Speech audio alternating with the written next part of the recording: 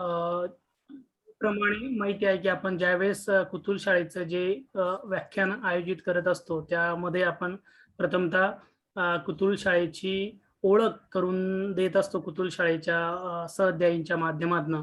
म्हणून आज इथे आमचे सहअध्यायी मित्र किशोर मोरे हे आपणा सगळ्यांना कुतूल शाळेची ओळख करून देतील. त्यानंतर आजच्या व्याख्यात्या डॉक्टर जास्वंदी मॅम यांची मी ओळख करून देईल आणि त्याच्यानंतर मग जास्वंदी मॅम त्यांची मांडणी करतील. मांडणीनंतर आपण काही प्रश्न उत्तर घेऊयात आणि नंतर मग आभार प्रदर्शन होईल. आता मी आमचे मित्र किशोर मोरे यांना विनंती करतो की त्यांनी कुतूल शाळेची ओळख करून द्यावी. किशोर मोरे. येस. नमस्कार आणि सर्व सहभागी झालेले सहअध्यायी, प्राध्यापक, विद्यार्थी, संशोधक या सर्वांचं कुतूल शाळेच्या वतीने मी स्वागत करतो. खरं तर कुतूल शाळेची ओळख करून देणं हा औपचारिकतेचा भाग झाला, परंतु प्रत्येक वेळेस नवीन नवीन लोक, विद्यार्थी, संशोधक जॉईन होतात, त्यामुळे ते सांगणं आमचं कर्तव्य आहे. कुतूहल शाळा हा इतिहासाचा सामूहिक अभ्यास आणि लोकशिक्षणाचं केंद्र म्हणून आम्ही विकसित करण्याचा प्रयत्न करतोय आणि गेल्या वर्षभरापासून त्या अंगाचे त्याचा तसा आशय असलेले वेगवेगळे विषय, वेगवेगळे व्याख्यानांचे विषय आम्ही हाताळतोय. तर कुतूहल शाळा हा जो शब्द आहे तोच मुळात एका बौद्ध कालखंडापासून घेण्यात आलेला आहे, की ज्याची मांडणी किंवा ज्या संदर्भातले काही गोष्टी रोमिला थापर यांच्या सगळ्या अभ्यासामध्ये आपल्याला दिसून येतं. प्राचीन काळामध्ये बौद्ध कालखंडामध्ये नगरांमध्ये अशा कुतूहल शाळा होत्या की ज्यामध्ये विविध विचार विमर्श वगैरे केले जायचे. परंतु ही कुतूहल शाळा किंवा ही जी संकल्पना ही फक्त केवळ बौद्ध कालखंडापुरती सीमित नसून प्रत्येक वेगवेगळ्या काळामध्ये वेगवेगळ्या पद्धतीने अशा पद्धतीचा चर्चा, विमर्श, सामंजस्य, विवेक या सगळ्यांचा केंद्रबिंदू अशा पद्धतीच्या चर्चा विमर्श राहिलेला आहे. म्हणजे उदाहरणार्थ आपल्याला अकबराच्या काळात सुद्धा इबादतखाना असतो होता. 12व्या शतकातील बसवेश्वर जे होते त्यामध्ये अनुभव मंडळाची परंपरा होती की ज्यामध्ये बसवेश्वर स्वतः एक या सगळ्या चर्चा विमर्श ऐकायचे आणि त्यांनाही काउंटर केलं जायचं. अशा एक लोकशाही पद्धतीच्या अनुभव मंडपाचा सुद्धा एक फेज भक्ती काळामध्ये आपल्याकडे होती. आपल्याला समजा प्राचीन जागतिक इतिहासाशी या संकल्पना किंवा अशा पद्धतीचा प्रयोग जोडायचा असेल तर ग्रीक ज्ञान साधनेशी संबंध असलेल्या जे काही स्कूल ऑफ अथेन्स होतं, रफायलचं चित्र त्यामधून आपल्याला प्रबोधन काळातले सगळे विचार विमर्श कसे डेव्हलप झाले तेही दिसून येतात. तर भारतामध्ये किंवा आपल्याकडे सगळीकडेच उथळ, अतिरंजित, अस्मितादर्शी इतिहास या सगळ्यांपेक्षा वेगळं आणि इतिहासाची अकादमिक, वैज्ञानिक आणि व्यावसायिक पद्धतीने मांडणी करणे हा खरं तर कुतूहल शाळा सुरू करण्यामागचा प्रमुख उद्देश आहे. आणि या सगळ्या चर्चांमधून एक वेगळ्या पद्धतीने विवेक, विवाद, सामंजस्य, सहिष्णुता हे सगळे जे आपले प्राचीन वारसा होते संवादाचे वगैरे ते सगळे पुनरुज्जीवित आपण करूया किंवा त्या संदर्भात आपण एक पाऊल टाकूया या उद्देशाने आम्ही सुरू केलेलं आहे आणि त्या दिशेने असा एक टप्पा आपला चालू आहे. आणि इथेच म्हणजे त्यासाठी आम्ही कुतूहल शाळा हे नाव एक्सेप्ट केलेलं आहे किंवा धारण केलेलं आहे. Over to you Devkumar. Thank you Kishor. आजच्या आपल्या व्याख्यात्या डॉक्टर जास्वंदी वांबुरकर मॅम यांची ओळख करून देण्यापूर्वी मला अजून 2 मुद्द्यांविषयी बोलायचं आहे. ते म्हणजे असे की आम्ही या वर्षभरामध्ये डॉक्टर रोमिला थापर आणि इरफान हबीब यांच्या गौरवार्थ ही व्याख्यानमाला चालवत आहोत. त्याचं कारण इरफान हबीब आणि रोमिला थापर या दोघांनी त्यांच्या आयुष्याची 90 पार केलेली आहे आणि त्यांच्या 90च्या निमित्ताने आम्ही ही चर्चा वर्षभर सातत्याने चालवत राहणार आहोत. 2 मुद्द्यांवर विशेषतः एक या वर्षभरामध्ये आम्ही जे आमचे लेक्चर्स आयोजित केली जाणार आहेत म्हणजे एक मोठा दीर्घकालीन प्रकल्पाचा भाग म्हणून, तर त्याच्यामध्ये आर्थिक इतिहास आणि स्त्रीवादी इतिहास किंवा स्त्रियांचा इतिहास या 2 मुद्द्यांना केंद्रस्थानी ठेवून आम्ही वर्षभर महिन्यामध्ये एका महिन्याने या व्याख्यानांचं नियोजन करत असतो आणि करणार आहोत.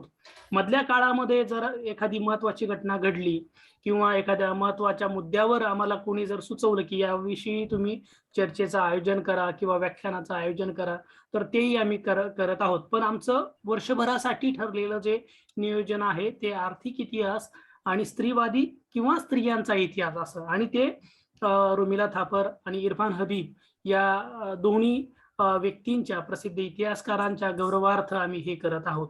त्याचं कारण असं आहे की इरफान हबीब आणि रोमिला थापर या दोघांनी भारताच्या इतिहास लेखन चिंतन परंपरेमध्ये मोठ्या पद्धतीने योगदान दिलेलं आहे आणि तसेच या इतिहास लेखन पद्धतीमध्ये आमूलाग्र बदल सुद्धा घडवून आणलेला आहे. अकादमिक व्यावसायिक पातळीवरच नव्हे तर लोकशिक्षणाच्या पातळीवर सुद्धा इतिहास या विषयाची साक्षरता सर्वसामान्य लोकांमध्ये व्हावी याच्यासाठी सातत्याने इरफान हबीब आणि रोमिला थापर बोलत असतात, लोकांसोबत व्याख्याने देत असतात, वर्तमानपत्रांमध्ये लिहित असतात आणि लोकांमध्ये इतिहास साक्षरता होईल यासाठी ते प्रयत्न करत असतात. आणि पुतुल शाळा हा जो आमचा व्यावसायिक आणि अकादमिक इतिहासाच्या विद्यार्थ्यांचा आणि इतिहासकारांचा जो छोटासा ग्रुप आहे तो सुद्धा इरफान हबीब, रोमिला थापर यांची चिकित्सक, लोककेंद्री आणि अकादमिक जी ज्ञान परंपरा आहे तिचा वारसा सांगतो आणि म्हणून आम्ही त्यांच्या गौरवार्थ ही व्याख्यानमाला इथे चालवत आहोत. आज आपल्याकडे डॉक्टर जास्वंदी वांबुरकर मॅम व्याख्यात्या म्हणून आपल्याला उपलब्ध झालेल्या आहेत. तसं बघितलं तर महाराष्ट्रातलं जे अकादमिक इतिहासाचं जे विश्व आहे त्या अकादमिक इतिहासाच्या विश्वामध्ये वांबुरकर मॅम चांगल्या पद्धतीने माहिती आहेत.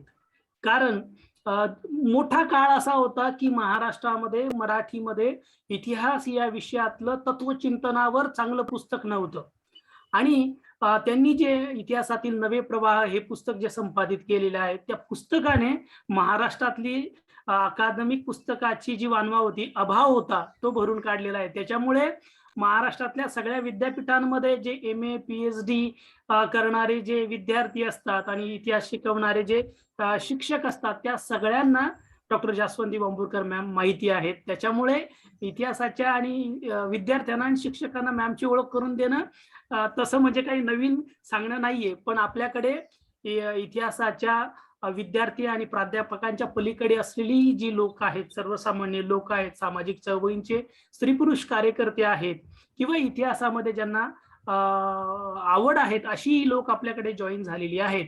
त्यामुळे मॅमची ओळख करून देणं एक क्रमपात्र काम ठरतंय. आपल्या सगळ्यांना माहिती आहे की दीर्घ काळापासून म्हणजे जवळपास 22 वर्ष इतिहास हा विषय जास्वंदी मॅम SNDT विद्यापीठामध्ये शिकवत आहेत आणि त्यांनी संस्कृत आणि इतिहास या दोन्ही विषयांमध्ये BA केलेला आहे आणि MA त्यांचं इतिहासामध्ये आहे आणि स्त्रीवादी इतिहास विशेषतः विभावरी शिरूरकर यांच्या संदर्भामध्ये त्यांचं PhDचं काम झालेलं आहे. त्या संदर्भात त्यांनी विपुल प्रमाणात संशोधन पेपर सुद्धा लिहिलेली आहेत. लवकरच त्यांचं जे PhDचं काम होतं विभावरी शिरूरकर यांच्या अनुषंगाने त्याचं सुद्धा पुस्तक लवकरच आपल्या सर्वांना उपलब्ध होणार आहे.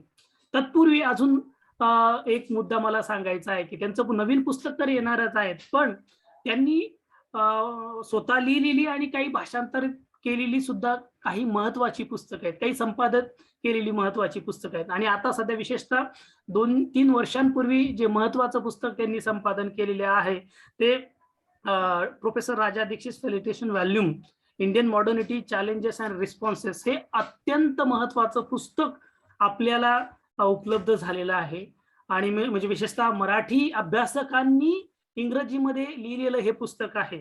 बऱ्याच वेळेस मराठी अभ्यासकांचं मराठीमध्ये लिहिलेली चांगली पुस्तकं आपल्याकडे उपलब्ध आहेत, पण इंग्रजी मधली जी पुस्तकं असतात तर ती नॉन मराठी अभ्यासकांची किंवा परदेशी अभ्यासकांची पुस्तकं असतात. तर हे जे मॅडमनी संपादित केलेलं पुस्तक आहे प्रोफेसर राजा दीक्षित सरांचं गौरव करणारं, ते अत्यंत महत्वाचं पुस्तक आहे.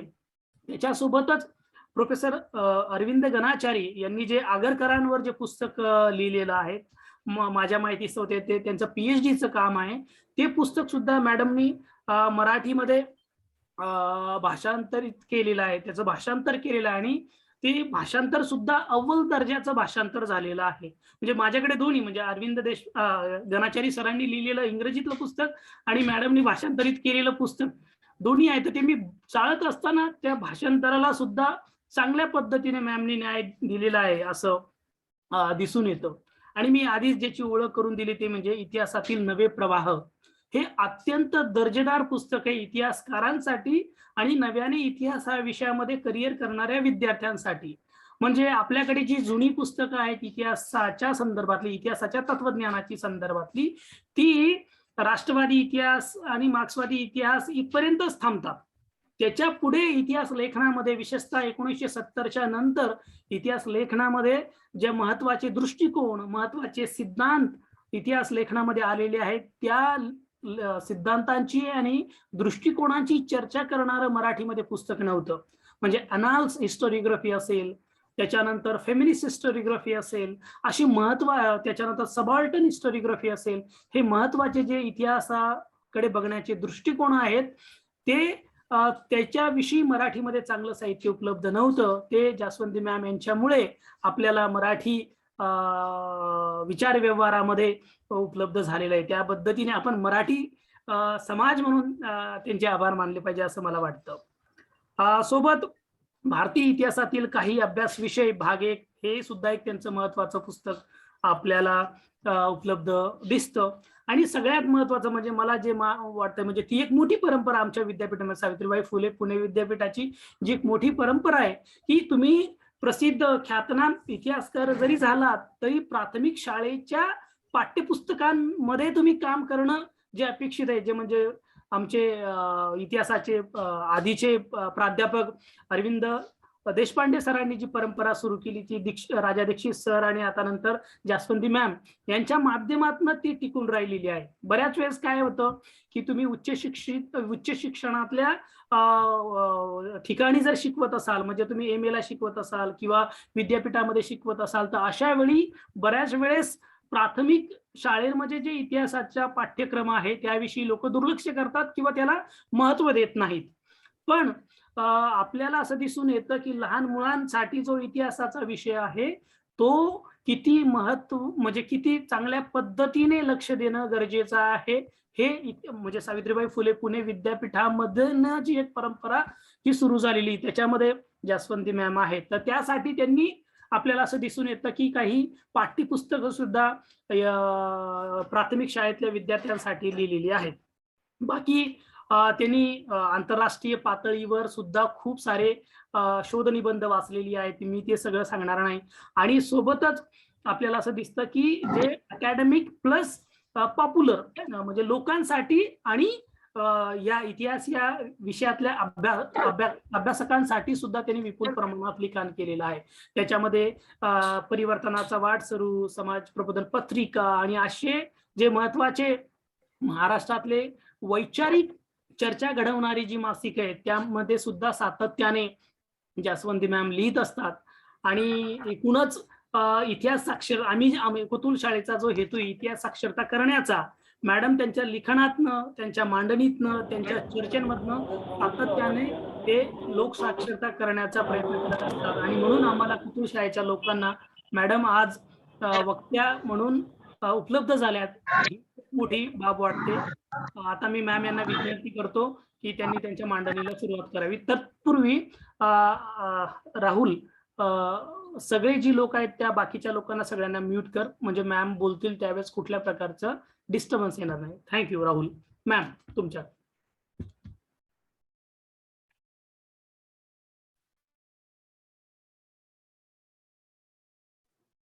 हॅलो, ऐकू येता येता? हो, येस, येत आहे. सर्वप्रथम कुतूल शाळेने आज मला इथे बोलण्यासाठी संधी दिली आणि डॉक्टर देवकुमार अहिरे यांनी अतिशय जनरस अशी ओळख माझी करून दिली. त्याबद्दल मी तुमचे सगळ्यांचे मनपूर्वक आभार मानते.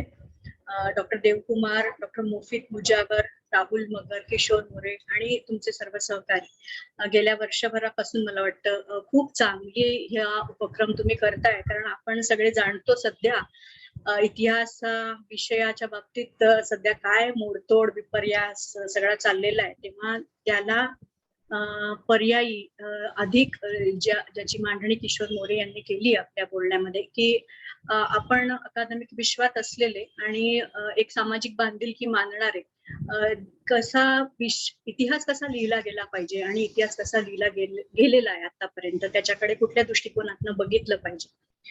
तर या सगळ्या विषयी मला वाटतं हे व्यासपीठ खूप चांगलं काम करतंय. सगळे अतिशय युवक आणि उत्साही तरुणी याच्यामध्ये ज्या पद्धतीचं चांगली मांडणी म्हणजे उपक्रम हा तुम्ही जो सुरू केला तो खूप चांगला आहे आणि हा जरूर असा चालू ठेवा असं मी म्हणेन. तुम्हाला याबद्दल खूप शुभेच्छा देते. ही जी व्याख्यानमाला आहे सध्या ती प्राध्यापक इरफान हबीब आणि प्राध्यापक रोमिला थापर, माझे अतिशय आवडते दोन्ही इतिहासकार, यांच्या गौरवार्थ ही तुम्ही ठेवलेली आहे आणि त्याच्यामध्ये बोलण्यासाठी मला ही संधी दिली.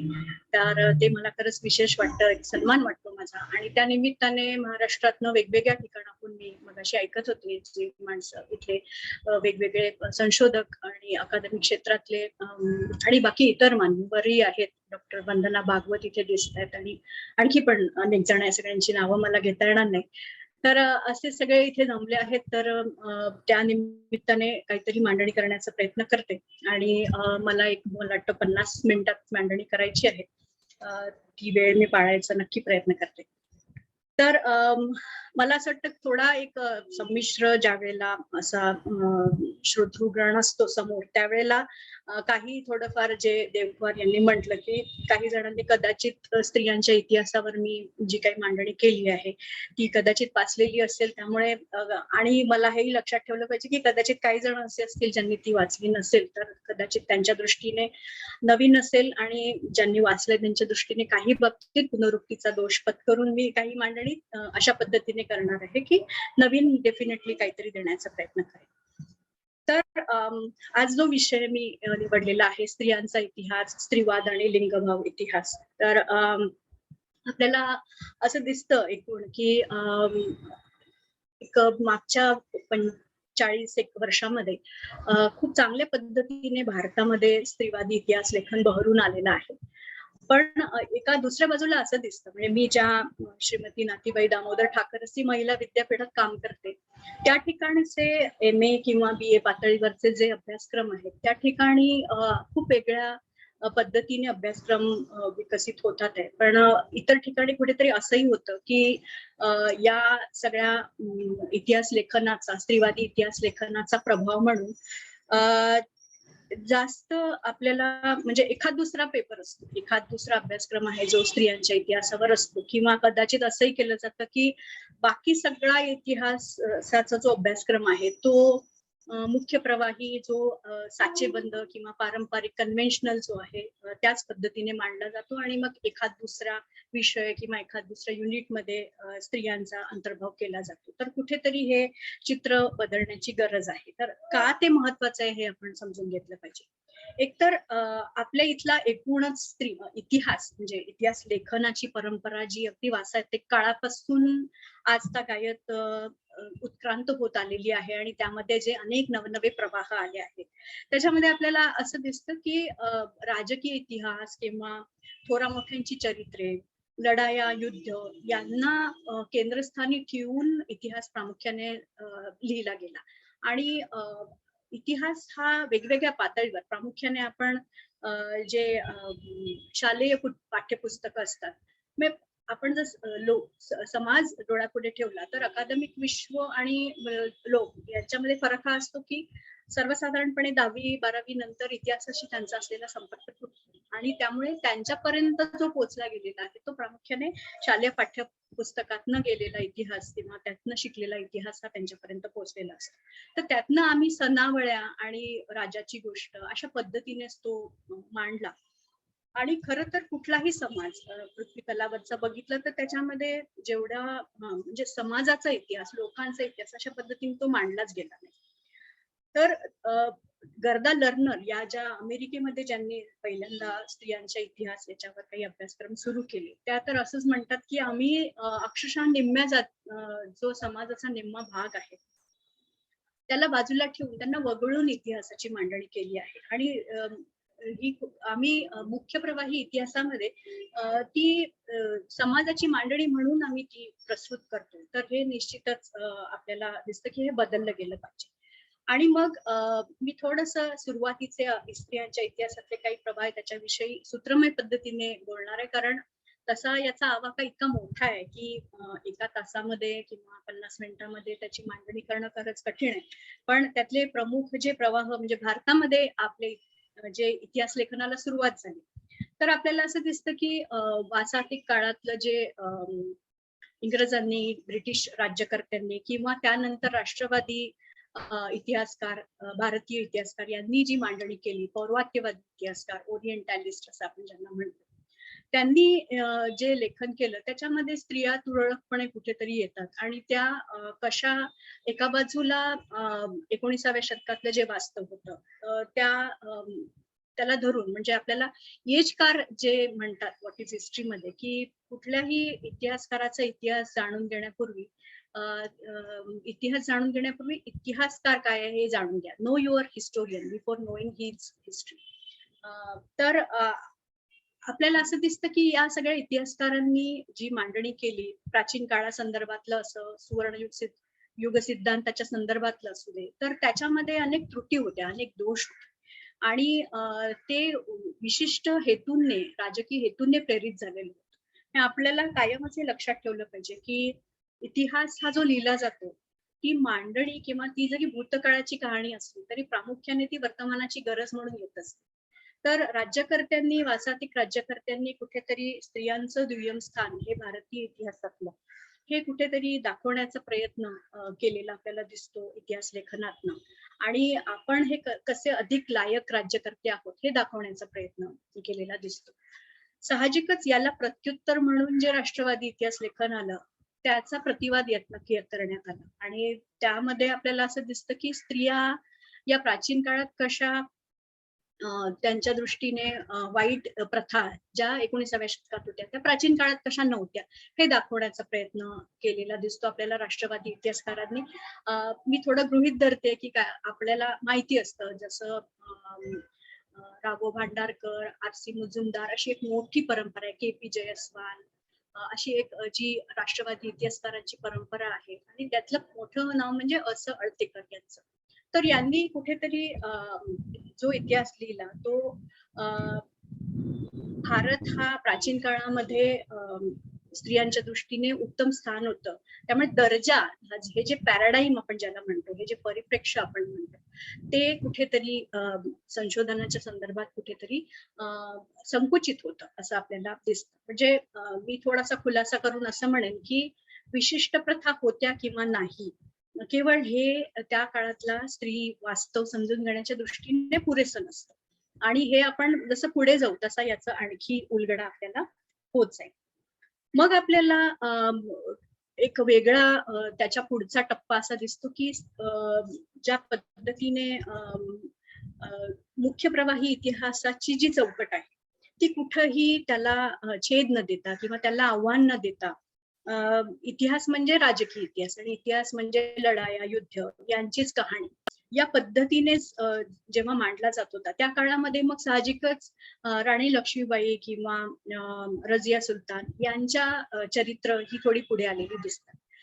एक थोडा वेगळा प्रयत्न हा भारत स्वतंत्र झाल्यानंतर झाला, म्हणजे जसं नीरा देसाई किंवा आपल्याला जेरल्डिन फोक्स यांनी विमेन इन मॉडर्न इंडिया अशा पद्धतीचे ग्रंथ लिहिले आणि त्यातनं वेगवेगळ्या चळवळी ज्या आहेत त्याच्यामध्ये स्त्रिया कशा अग्रक्रमाने पुढे होत्या अशा पद्धतीने थोडं चरित्रात्मक आणि थोडं तपशिलात्मक अशा पद्धतीचं लेखन हे थोडं पुढे आलं. पण अजूनही आपल्याला या पातळीवर असं दिसतं की मुख्य प्रवाही इतिहासाची चौकट आहे त्याला कुठंही आव्हान या ठिकाणी दिलं जात नाहीये.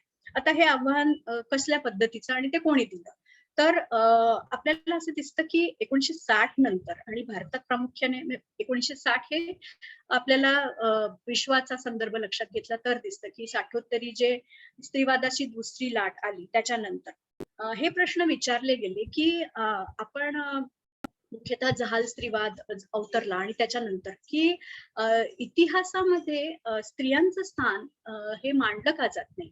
जर स्त्रियांनी वेगवेगळ्या पद्धतीने वेगवेगळ्या क्षेत्रात त्या नेहमीच होत्या पुरुषांच्या बरोबरीने, हा जो सगळा समाज ही संस्कृती जी उभी राहिलेली आहे ती दोघांनी मिळून साकारलेली आहे, हे अगदी आपल्याला पाषाण युगापासून आपल्याला दिसतं. म्हणजे अगदी स्पष्टपणे म्हणायचं झालं तर आपण असं म्हणतो की आपल्या मूलभूत गरजा कोणत्या, तर अन्न, वस्त्र, निवारा. तर हे अन्न निर्मितीचं काम म्हणजे अन्न निर्मिती म्हणजे फक्त स्वयंपाक करणं नाही, तर शेती जे आपलं अन्न म्हणजे उत्पादन व्यवस्था जी आहे त्याच्याशी स्त्रिया या अतिशय सुरुवातीच्या काळापासून किंबहुना शेतीचा शोध हाच मुळात स्त्रियांनी लावला. हे सुद्धा सिद्धांत आता मान्य झालेले आहे. तर शेती उद्योग, बुरुड काम, इनफॅक्ट सेंद्रिय शेती आज आपण ज्याला म्हणतो त्याच्या बाबतीत बचत गट किंवा वेगवेगळ्या पद्धतीने स्त्रिया किती काम करतात आहे याच्यावर खूप लिखाण सध्या होत आहे. आणि हे सगळं हे प्रश्न जे उपस्थित केलेले आहे हे स्त्रीवादी विचारवंतींनी उपस्थित केले की आपण इतिहास हे रांके परंपरा आपल्याला जे सांगते की इतिहास हा वस्तुनिष्ठ पद्धतीने लिहिला पाहिजे. तो खरंच वस्तुनिष्ठ पद्धतीने लिहिला जातो का? इतिहासामध्ये आपण जी साधनं वापरतो तीच मुळात कोणीतरी निर्माण केलेली असतात आणि मग आपल्याला त्या साधनं ज्यांनी निर्माण केली त्यांचे, त्या गटांचे म्हणून काही जे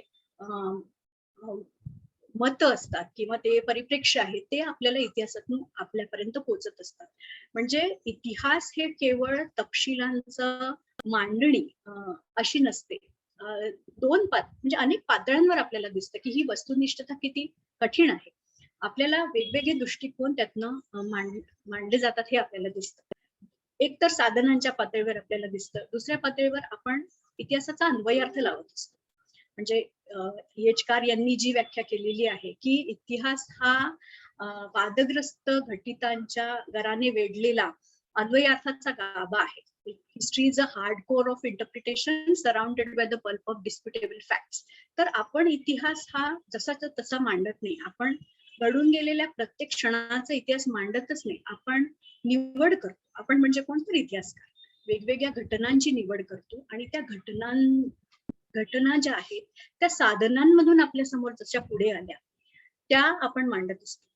आता या मांडत असताना आणखी एक गोष्ट लक्षात ठेवली पाहिजे की साधनं जी असतात म्हणजे उदाहरणार्थ आपण सिंधू संस्कृती घेऊया किंवा आपण वैदिक काळातलं साहित्य घेऊया, हे आपल्याला आज इतिहास लिहिता येईल म्हणून काही ते निर्माण केलेलं गेलेलं नाही. आणि दुसरी गोष्ट जे त्या काळामधलं अवशेष रूपाने राहिलं आजतागायत त्याच्याच आधारे आपण इतिहास लेखनाची मांडणी करतो. म्हणजे कितीतरी काळाच्या ओघात वाहून गेलेलं असेल हे पण आपल्याला लक्षात ठेवायला लागतं. त्यामुळे आपल्या समोर तुकड्यांच्या रूपाने त्या काळातले अवशेष आलेले आहेत आणि या अवशेषांमध्ये आपण एक कार्यकारण भाव निर्माण करून ती त्यातनं एक अर्थपूर्ण कहाणी जी निर्माण करतो तो इतिहासकार करतो. आणि ते इतिहासकार करत असताना साहजिकच तो प्रत्येक इतिहासकाराचा वर्तमान हा वेगळा आहे. प्रत्येक इतिहासकारावर असलेल्या वैचारिक धारणांचा प्रभाव हा वेगळा आहे. त्यामुळे ती मांडणी ही ज्याची त्याची वेगळी असणारच.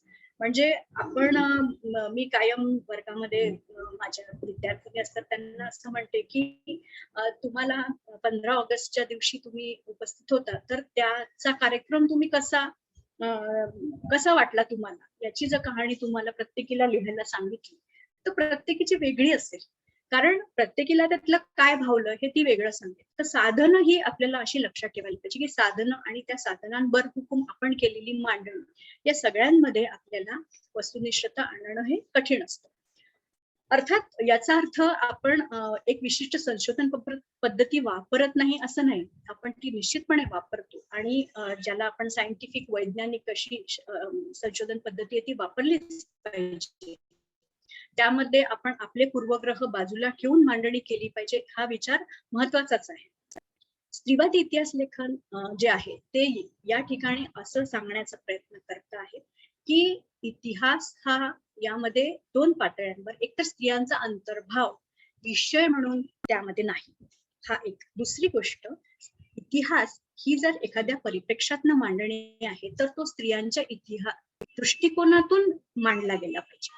म्हणजे आपण जी साधन आहे असं लक्षात घ्या की आपण व्यासांनी जे महाभारत लिहिलं किंवा रामायण जे वाल्मिकींनी लिहिलं यांच्या परिप्रेक्षातून जर प्राचीन काळाची मांडणी केली तर कदाचित आपल्याला हे लक्षात घ्यायला पाहिजे की हे जे सगळे साहित्य निर्मिती होते, या मिथक कथा निर्माण होतात, यामध्ये विशिष्ट गटाचे परिप्रेक्ष्य किंवा विचार, सिद्धांत हे मांडले गेलेले असतात.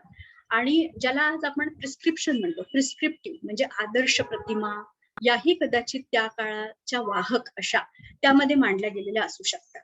त्यामुळे आपल्याला स्त्रियांना त्या जगत असताना त्याच्याविषयी काय वाटत होतं हे जर मांडायचं असेल तर स्त्रीलिखित साधनं ही आपल्याला निश्चितपणे त्याच्यामध्ये आणली पाहिजे. आपल्याला एक वेगळी ज्याला आपण म्हणू संशोधन पद्धती, याचाही स्वीकार केला पाहिजे. आपण साधनं नाही किंवा ज्याला आपण नो डॉक्युमेंट्स नो हिस्ट्री अशा पद्धतीचा अट्टहास आपल्याला सोडून दिला पाहिजे. जसं आणि यासाठी आपल्याला स्त्रीवादी जे एकूण सिद्धांत आहे त्यांचा खूप उपयोग होतो, की जसं मार्क्सवादी ज्या स्त्रीवादी तत्वचिंतक आहेत त्यांनी आपल्याला काम या संज्ञेची सुद्धा खूप वेगळी व्याख्या, ज्याला लिंगदृष्ट्या कामाचं विभाजन, या अशा नव्या नव्या संकल्पना आपल्याला दिल्या. आता असं बघा की आपले जे सेन्सस रिपोर्ट्स असतात, जनगणना अहवाल, त्याच्या बाबतीत असं मांडलं गेलं की ते वेगवेगळ्या घरांमधून जेव्हा फिरायचे पूर्वी, त्यावेळेला ते साधा असा प्रश्न विचारायचे की घरात कोण काम करतं. आणि हे असे वस्तुनिष्ठ प्रश्न, म्हणजे ज्याला आपण MCQ म्हणतात तशा पद्धतीचे, की किती लोक काम करतात, 4. मग त्यामध्ये बायका स्त्रिया जे काम करतात कितीतरी वेगळ्या पद्धतीचं, मला असं वाटतं की अतिशय कष्टाचं काम, की पहाटे 4ला उठून पाणी भरून आणणं इथपासून तर स्वयंपाक पाणी करणं, चुलीवरचा स्वयंपाक करणं, आणि त्यानंतर शेतामध्ये काम करणं, या सगळ्या कामाला कामाचा दर्जाच मानला जात नाही. आणि मग फक्त पुरुष जे करतात ते काम, त्यामुळे घरामध्ये काम करणारे ज्या वृद्धही स्त्रिया असतील, तरुणही स्त्रिया असतील, त्यांचं जनगणना अहवालामध्ये कुठे नोंदच होत नाही. तर आपले लिंगभाव आंधळ्या दृष्टिकोनातून जे हे माहिती तयार होते, की याला सुद्धा छेद देत किंवा याला सुद्धा आव्हान देत स्त्रीवादी तत्वचिंतकांनी आपला हस्तक्षेप करून याच्यात सुद्धा कसे बदल घडवून आणले, की कोणते प्रश्न विचारले पाहिजे, कसे प्रश्न विचारले पाहिजे, हे केलं. तर या सगळ्याला कुठेतरी मार्क्सवादी स्त्रीवादी किंवा एकूणच स्त्रीवादी जे विचारवंत आहेत त्यांची कुठेतरी त्यांनी जी मांडणी केली आहे ती महत्वाची आहे. तर आपले असं किती असंख्य पद्धतीचं आपलं एकूण जे अतिशय भारताची संस्कृती किंवा भारताचं एकूण उत्पादन व्यवस्था या संदर्भातलं प्राचीन ते आतापर्यंतचं एक मोठं इतिहासाचा पट आपण बघितला तर इतकं वैविध्यपूर्ण असं विश्व आपल्या समोर येतं, की जसं मी काही उदाहरणं तुम्हाला फक्त देते, की जसं वारली यांची जी काही चित्रकला आहे ती चित्रकला पूर्वी, आज आपल्याला दिसतं की पुरुष त्याच्यामध्ये आहेत वारली जमातीतले, पण ही मुळातली त्या स्त्रियांनी जपलेली, जतन केलेली अशी पद्धती आहे. आणि आज आपल्या इथे खूप वारसा अभ्यास, म्हणजे वारसा आपला जो ऐतिहासिक वारसा आहे त्याचं जतन केलं पाहिजे. हेरिटेज स्टडीज या सगळ्यावर खूप नव्या पद्धतीचं एक जागरूकता निर्माण झालेली आहे, तसं कामही होत आहे. तर उरुड काम म्हणा किंवा मत्स्य व्यवसाय बघा तुम्ही, कोळी स्त्रिया या त्याच्यामध्ये प्रामुख्याने पुढे आलेल्या दिसतात. संपूर्ण मध्ययुगीन काळ आणि प्राचीन काळ आपण बघितला, वेगवेगळे आपण साधनं जर बघितली तर आपल्याला त्याच्यामध्ये असं दिसतं की स्त्रिया या विणकामाच्या क्षेत्रामध्ये कायमच अग्रेसर होते. त्यांना आपण किती नावं घ्यायची, की कर्नाटकी कशिदा म्हणा, काश्मीर मधलं नक्षीकाम म्हणा, किती वेगवेगळ्या पद्धतीच्या साड्या यांच्यावरचे नक्षीकाम, भरतकाम, हे सगळं जे आहे हे जे काम याच्यामध्ये म्हणजे अन्न, वस्त्र, निवारा यातल्या ज्या मूलभूत गरजा आहे या स्त्रियांनी पूर्ण केलेल्या आहेत. आणि आम्ही इतिहासामध्ये त्यांना कुठलंही स्थान देत नाही, म्हणजे हे किती अनुल्लेखने अन्यायकारक मानण्यासारखं आहे असं आपल्याला दिसतं. तर एकूणच आपल्या इथे तिसरी एक महत्वाची गोष्ट, की इतिहास हा माणसांचा आपण लिहितोय, पक्ष्यांचा, प्राणी यांचा लिहत नाही. तर हे मानव प्राणी निर्माण कुठून होतात? हे मनुष्यबळ हे बाई देते. बाईमधली ही जी सर्जनशीलता आहे, पुनरुत्पादन आपण ज्याला म्हणतो, म्हणजे उत्पादन आणि पुनरुत्पादन या दोन्ही क्षेत्रामध्ये स्त्रिया, म्हणजे स्त्रिया नव्हत्या किंवा म्हणून त्यांचा इतिहास लिहिला गेलेला नाही असं आपण म्हणू शकत नाही. स्त्रिया कायमच आहेत. आणि फक्त आपल्या इथे सामान्य माणसाला किंवा लोकांचा इतिहास हा लिहिला गेलेला नाही असं आपल्याला दिसतं. तर या सगळ्या प्रश्नांना आव्हान देत किंवा असे नवे प्रश्न निर्माण करत स्त्रीवादी इतिहास हा आपल्या इथे अवतरलेला आपल्याला दिसतो. त्याच्याही पूर्वी आपल्याला दादा कोसंबी यांनी सुद्धा अशा पद्धतीचं विवेचन केलेलं दिसतं की कुठल्याही काळामध्ये कोणतं राजकारण आहे यापेक्षा कोणती उत्पादन पद्धती आहे, कोणत्या पद्धतीचा नांगर वापरला जातोय हे अधिक महत्वाचं आहे. त्याच पद्धतीने आपल्याला असं दिसतं की या सर्व क्षेत्रामध्ये उत्पादनाच्या क्षेत्रामध्ये म्हणजे मार्क्सवादी इतिहास लेखन आलं पुढे, पण ते कुठेतरी लिंगभाव आंधळ्या पद्धतीने आलं आणि म्हणून आपल्याला पुन्हा एकदा स्त्रियांच्या दृष्टिकोनातून मांडणी करण्यासाठी हा नवा एक इतिहास इथे यायला लागला. म्हणजे वर्ग हा कारक मार्क्सवादी इतिहासकारांनी महत्वाचा मानला. तो वर्ग या कारका इतकाच लिंगभाव हाही कारक महत्वाचा आहे हे आपण लक्षात ठेवलं पाहिजे. तर आता ही करत असताना जे संशोधक आहेत त्यांनी खूप वेगवेगळ्या पद्धतीने संशोधन पद्धतीमध्ये बदल आणले. कारण लक्षात घ्या, संशोधन पद्धती ही काही आभाळातून अवतरत नाही. ती जशीच्या तशी आपल्याला घेता येत नाही. ती आपल्याला लवचिक ठेवावी लागते आणि आपल्याला स्त्रियांचा इतिहास लिहिण्यासाठी जर ऑफिशियल डॉक्युमेंट्स आपण ज्याला म्हणतो ते जर उपयोगात अभिलेखागारामधले साधनही उपयोगात येत नसतील तर आपल्याला नवनवीन साधनं त्यांचा वापर करायला लागेल. आपल्याला मिथक कथांचा उलगडा करायला लागेल. आपल्याला अभिलेख जे आहेत त्यांचा उपयोग करायला लागणार. स्त्रियांनी लिहिलेली गाणी यांचा उपयोग करायला लागेल. लक्षात घ्या की ज्या प्राचीन आणि मध्ययुगीन काळामध्ये स्त्रियांना जे त्यांनी लिहू नये, वाचू नये असे जे निर्बंध त्यांच्यावर होते स्त्री आणि शूद्रांवर, तर साहजिकच लिखित साधनं आपल्याला त्या काळातली त्यांच्याकडून उपलब्ध कशी होती. तर आपल्याला मग त्या ठिकाणी ओरल हिस्ट्री म्हणजे मौखिक पद्धतीने जे गाणी, वाक्प्रचार, म्हणी जी जपली गेलेली आहे त्यातून आपल्याला स्त्रीमनाचे हुंकार व्यक्त होतात का हेही त्या दृष्टीने हे बघितलं पाहिजे. मी एक 2-3 उदाहरणं मला या ठिकाणी द्यायला आवडतील की स्त्रियांच्या शिक्षणासंदर्भातलं म्हणजे या बाबतीमध्ये आपण जसं आधुनिक काळाकडे येतो तशी साधनं आपल्याला मोठ्या प्रमाणावर उपलब्ध व्हायला लागली असं दिसतं. आणि मग आपण कशा पद्धतीने इतिहास मांडला गेला आधुनिक काळाचा की स्त्री शिकली पाहिजे आणि यासाठी इथल्या जे सुधारक होते पुरुष प्रामुख्याने त्यांनी स्त्री सुधारणेची चळवळ त्याची सुरुवात 19व्या शतकात इथे केली. पण यामध्ये स्त्रिया या जणू काही अगदी निष्क्रिय होत्या. त्यांनी फक्त याच्यामध्ये पुरुषांचं योगदान आहे अशा पद्धतीने ही स्त्री सुधारणा चळवळ पुढे गेलेली दिसत नाही आपल्याला. यामध्ये आपण जर स्त्रियांनी जे लिहून ठेवलेलं आहे शिक्षणाच्या संदर्भातलं तर आपल्याला खूप वेगळ्या पद्धतीने हा इतिहास मांडता येईल असं मला वाटतं. मी एक 2-3 उदाहरण या ठिकाणी सांगते की जसं 1889 मध्ये माणकबाई लाड नावाच्या एक बाई आहेत त्यांनी आर्यभगिनी नावाचं एक मासिक सुरू केलं आणि डिसेंबर 1889च्या अंकामध्ये त्या असं म्हणतात की स्त्रियांनी कोठपर्यंत शिकावं याची मुळीच इयत्ता नाही. त्यांना वाटेल तितके त्यांनी शिकावे, पाहिजे असल्यास तत्वज्ञानी व्हावे, व्याख्याने द्यावी, डॉक्टर व्हावे, अनेक विषयांवर ग्रंथ लिहावे वगैरे.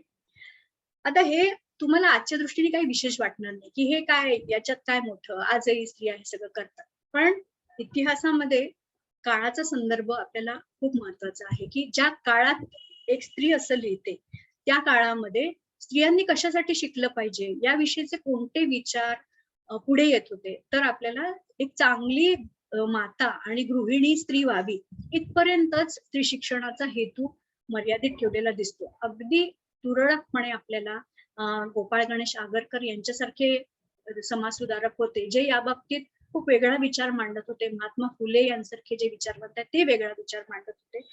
पण प्रामुख्याने बाकी आपण या काळातलं लिखाण जर बघितलं तर एक याच दृष्टीचे विचार मांडताना आपल्याला दिसतात. आणि अशा वेळेला एक स्त्री स्वतः असे विचार मांडते हे सुद्धा आपल्याला त्या दृष्टीने महत्वाचं आहे हे आपण लक्षात ठेवलं पाहिजे. आणखी शिक्षणाच्या संदर्भातलं आपल्याला असं दिसतं की पुरुषांनी म्हणजे जसं सुधारकी पुरुष होते त्यांच्या पैकी महादेव गोविंद रानडे किंवा गोविंदराव कानिटकर, काशीबाई कानिटकर यांचे पती, महात्मा फुले यांच्याबद्दल तर आपल्याला मोठं म्हणजे माहितीच आहे त्यांचं आणि सावित्रीबाई फुले यांचं स्त्री शिक्षणातलं काय योगदान आहे ते. आणि त्यांच्या ज्या शिष्य आहेत 14 वर्षाची मुक्ता आणि जिने मांग महारांच्या दुःखाविषयी निबंध लिहिला, तसंच ताराबाई शिंदे याच्यासारखं अतिशय ज्वालाग्रही पुस्तक लिहिलं. तर त्याच्याविषयी आपल्याला माहिती असतं. पण या काशीबाई कानिटकर किंवा रमाबाई रानडे यांच्या आत्मचरित्रांमधून आपल्याला दिसतं की कशा पद्धतीने हा सगळा संघर्ष, म्हणजे जो सावित्रीबाईंना सार्वजनिक जीवनामध्ये स्त्री शिक्षण पुढे नेणं कसं कठीण गेलं, त्यांना कशा पद्धतीचा विरोध सहन करायला लागला, हे जसं आपल्या पुढे आलेलं आहे, तसं या स्त्रियांनी लिहिलेल्या आत्मचरित्रातनं आपल्याला दिसतं की ज्या काशीबाई कानिटकर आहेत त्यांना घरातलीच जी पितृसत्ता आहे, म्हणजे घरामध्येच जी एकूण विरोध होत होता की मुलीला शिकवलं तर त्यांच्या माहेरी एक ब्राह्मण होता, तर तो काही मुलगी ती वाचताना दिसली, म्हणजे काशीबाई लहान असताना वाचताना दिसल्या तर त्यांच्या डोक्यावर अशा पद्धतीने एक थप्पड लगवायचा की डोळ्यापुढे काजवे चमकावे. एक प्रकारे ही आत्मचरित्र म्हणजे ही वेगळी साधनं वापरली की आपल्याला वेगळा परिप्रेक्ष्य त्यातनं मिळतो, एक नवं वास्तव आपल्याला त्यातनं दिसतं की पुरुषांनी जे सुरू केला होता तो चांगलाच उपक्रम होता आणि त्याच्याविषयी कुठेही आपल्याला त्यांचं ऋण मान्य करूनच आपण पुढे जायचं आहे. पण ती कहाणी किंवा ती गोष्ट इतकी सोपी नव्हती स्त्रियांच्या दृष्टीने. आणि त्याच्यामध्ये असं आहे की गोविंदराव कानिटकर ज्यांनी जॉन स्टुअर्ट मिल याच्या द सब्जेक्शन ऑफ विमेन या ग्रंथाचं मराठीत भाषांतर केलं, स्त्रियांची परवशता या नावाने 1902 मध्ये. तर अतिशय सुधारकी विचारांचा माणूस. त्यांना असं वाटतं की स्त्री आपली पत्नी आहे ती शिकली पाहिजे, पण घरातल्या सगळ्या सासवा किंवा घरातले जे बुजुर्ग मंडळी आहे ते या बाबतीत अतिशय सनातनी विचार बाळगणारे होते. तर याच्यामध्ये त्यांचं कसं कात्रीत त्या अडकलेल्या होत्या की शिकलं नाही किंवा शिक्षणाची तयारी दाखवली नाही तर पती राजांची नाराजी, आणि शिकण्याची इच्छा तर आहे पण त्यामुळे होणारा घरातून होणारा विरोध. तर पुष्कळदा त्या लपून छपून वाचन करायच्या आणि मग त्यांच्या आत्मचरित्रात त्या लिहितात की दाराच्या फटीतनं सतत त्यांच्यावर निरीक्षण त्यांचं केलं जात असे की काय करतात, आणि मग वाचत असताना एका बाजूला तांदूळ निवडतात आहे अशा पद्धतीचं काम चालू ठेवायचं. तर जेवायला बसल्यावर कधी कुठे आज आपल्याला सगळं निवडून मिळतं, जो किराणा माल येतो, पण त्या काळामध्ये हे सगळं घरोघरी निवडलं जायचं. तर कुठे खडा सापडला भातामध्ये तर लगेच त्याच्यावर टीका टिप्पणी व्हायची की बरोबर आहे, म्हणजे असं वाचता वाचता जर अशी कामं केली तर त्याच्यामध्ये अशी सगळ्या गोष्टी होणारच.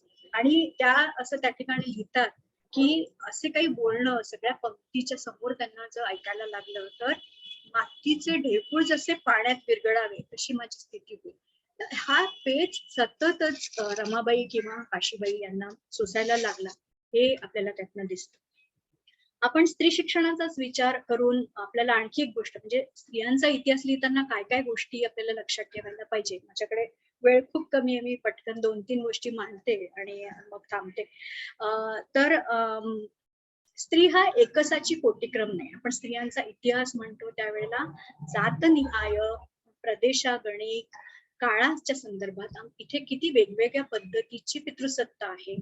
स्त्री ही उदाहरणार्थ आपण दलित स्त्रियांची जी आत्मचरित्र बघितली किंवा उत्तम कांबळे यांनी लिहिलेलं आई समजून घेताना हे जर त्यांचं आत्मचरित्र बघितलं तर त्याच्यामध्ये ते असं लिहितात की जी कामं गडी माणूस करतात एरवी शेतामध्ये ती त्यांच्या आई करत असत, कारण गडी माणूस ठेवण्या इतकी परिस्थिती बरी नव्हती.